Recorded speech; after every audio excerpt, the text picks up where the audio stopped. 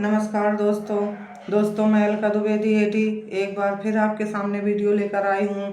दोस्तों आज हम फिर योग और ईश्वर की भक्ति की बात करेंगे। दोस्तों हम सब लोग ये सोचते हैं अभी नहीं, यही सोचकर हम अपने दिन टालते रहते हैं।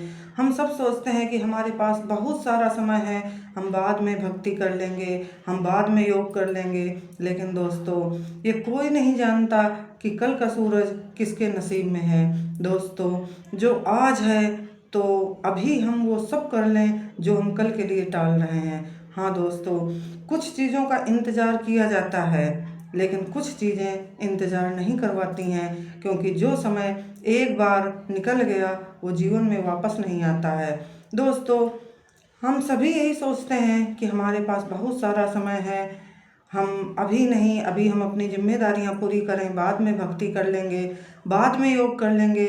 लेकिन दोस्तों क्या पता कि वो बाद कभी आए ही ना। तो दोस्तों हमें अपना समय नहीं गंवाना है।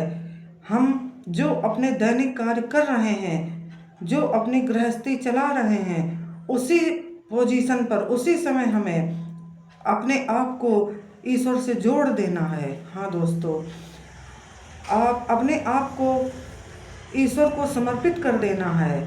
हम जो भी काम कर रहे हैं, ऐसा नहीं है कि हम योग करने जा रहे हैं, भक्ति करने जा रहे हैं तो हम गृहस्थी को, अपने जिम्मेदारियों को एक तरफ रख दें। नहीं दोस्तों, हम जो जिम्मेदारियां पूरी कर रहे हैं, जो हम अपने कार्य कर रहे हैं, वो भी एक साधना है, वो भी एक साधना का ही रूप है। ऐसा नहीं है कि अपने जिम्मेदारियों से मुंह मोड़कर और हम सन्यासी होकर जंगल में भटकने लगे। नहीं दोस्तों, अपनी जिम्मेदारियों को पूरा करते हुए, गृहस्थ जीवन में रहते हुए, और फिर हमें अपने आप को ईश्वर से जोड़ देना है। और सच्ची साधना यही है।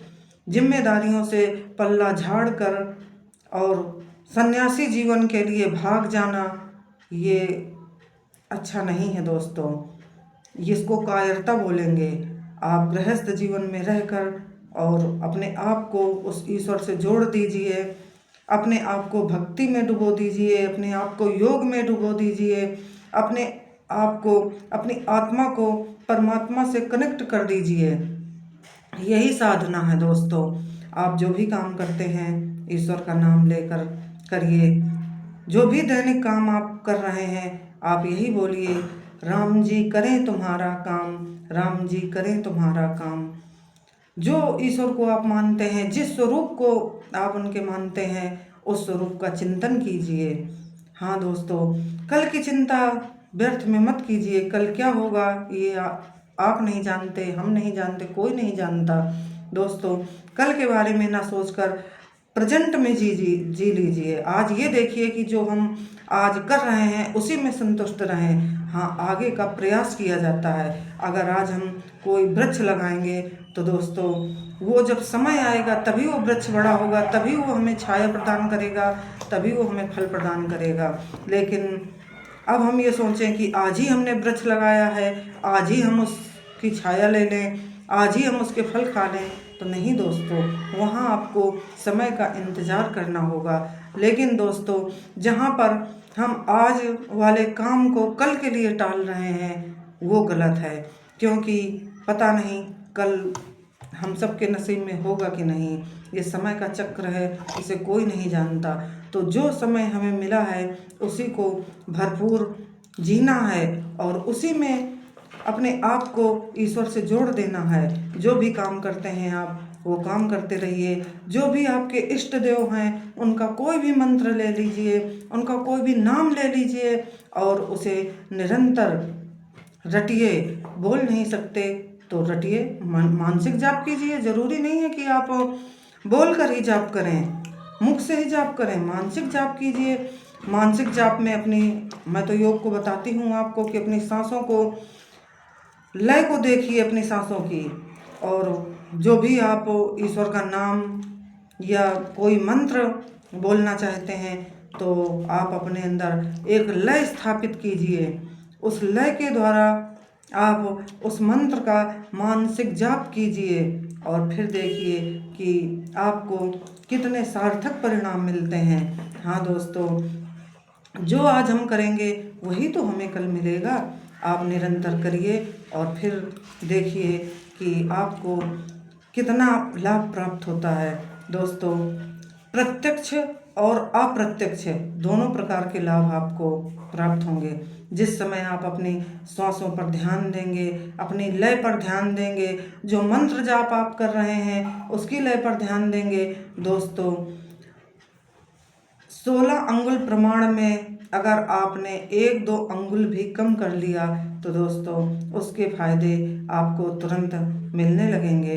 दोस्तों, ये कठिन जरूर है लेकिन इतना भी कठिन नहीं कि नामुमकिन लगता हो। दोस्तों, करके देखिए और फिर बताइए कि आपको क्या फ़ायदा मिला। दोस्तों, जो भी काम कठिन होता है तो उसके रिजल्ट भी लाजवाब होते हैं। आप कोई भी सरल रास्ता चुनिए तो जो सरल रास्ता होगा उससे आपको लाभ उतना ज़्यादा प्राप्त नहीं होगा जितना लाभ आपको कठिन रास्तों पर चलकर अपनी मंजिल को प्राप्त कर लेने में होगा। दोस्तों, पहली बात तो आप ईश्वर से कनेक्ट हो जाएंगे, ईश्वर का नाम लेंगे तो आपको ईश्वर की असीम कृपा मिलेगी। दूसरी बात, आपने जो अपनी सांसों को कम किया है 16 अंगुल प्रमाण से एक एक करके कम करना है उसका भी लाभ प्राप्त होगा। और दोस्तों, एक बात ये भी है कि जब आप अपनी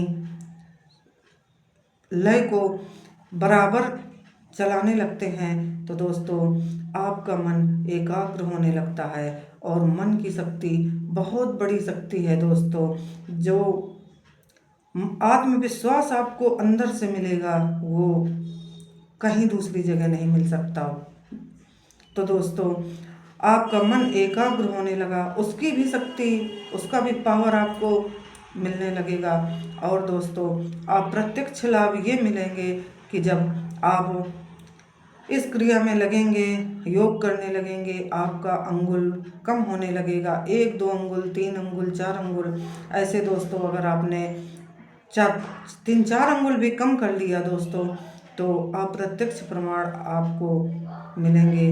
दोस्तों, दुनिया में कोई भी आपका बुरा चाहेगा, वो आपका 1% बुरा करेगा तो दोस्तों 100% उसका बुरा हो जाएगा। वो अपने आप होगा क्योंकि यूनिवर्स आपका साथ देगा, यूनिवर्स की शक्तियाँ आपका साथ देंगी। अगर आपका 1% किसी ने बुरा किया, आपको कहीं से भी आपका अनभला किया तो दोस्तों वो अपने आप स्वतः ही वो नष्ट होने लगेगा। जो आपके साथ ऐसा करेगा उसका पतन स्वाभाविक रूप से चालू हो जाएगा और आपको कुछ भी नहीं करना है, आपको कुछ करने की ज़रूरत ही नहीं पड़ेगी। केवल आपको अपनी आत्मा को परमात्मा से जोड़ देना है और दोस्तों वो ईश्वरीय शक्तियाँ आपके साथ हर वक्त चलने लगती हैं। तो दोस्तों, ऐसी क्रियाएं हमें अवश्य करनी चाहिए। दोस्तों, गलत मार्ग पर तो बहुत सारे लोग चल देते हैं लेकिन सतमार्ग पर चलना बहुत बड़ा काम है। सतमार्ग पर चलिए, थोड़ा रास्ता कठिन जरूर लगेगा क्योंकि यहाँ पर साथ देने के लिए आपको कोई खड़ा नहीं मिलेगा। तो दोस्तों, अपने दम पर आगे बढ़िए, लेकिन जब आप आगे बढ़ेंगे और शिखर पर पहुँचेंगे दोस्तों, ये जो दुनिया की चकाचौंध भौतिक चीज़ें हैं ये सब फीकी पड़ जाएंगी क्योंकि जब आप अपने आप को ईश्वर से जोड़ देंगे तो दोस्तों जो असीम शांति आपको मिलेगी, जो असीम आनंद आपको मिलेगा वो इस दुनिया की चकाचौंध पर नहीं प्राप्त होगा। दोस्तों, मैं एक छोटा सा उदाहरण बताती हूँ। आप बताइए कि बहुत सारे लोग धन दौलत के पीछे दौड़ रहे हैं। हाँ, मैं ये नहीं कहती कि धन दौलत ज़रूरी नहीं है। हमारा जीवन जीने के लिए स्वाभाविक तौर पर रोज़मर्रा की ज़रूरतें पूरी करने के लिए धन की आवश्यकता है, लेकिन दोस्तों धन से ज़्यादा आवश्यकता हमें अन्न, जल, वायु की है। कुछ चीज़ें ऐसी हैं कि जिनके बिना हम जीवित नहीं रह सकते। दोस्तों, आप हमें ये बताइए कि अगर आपके पास ज्वेलरी नहीं है तो बिना ज्वेलरी के आप जीवित रह सकते हैं, लेकिन बिना अन्न के, बिना जल के, बिना वायु के आप जीवित नहीं रह सकते।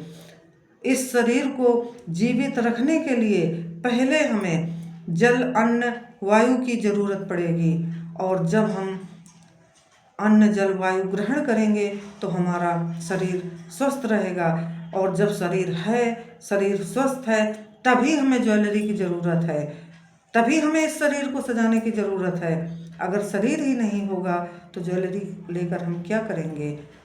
तो दोस्तों, पहले प्राथमिकता को समझिए, और प्राथमिकता को समझने के बाद ही डिसीजन लीजिए और उसी के हिसाब से फिर कार्य करिए। दोस्तों, अगर मेरी बात से आप सहमत हैं तो मेरे चैनल को सब्सक्राइब करें, लाइक करें, कमेंट करें और शेयर करें। जय श्री राम मित्रों।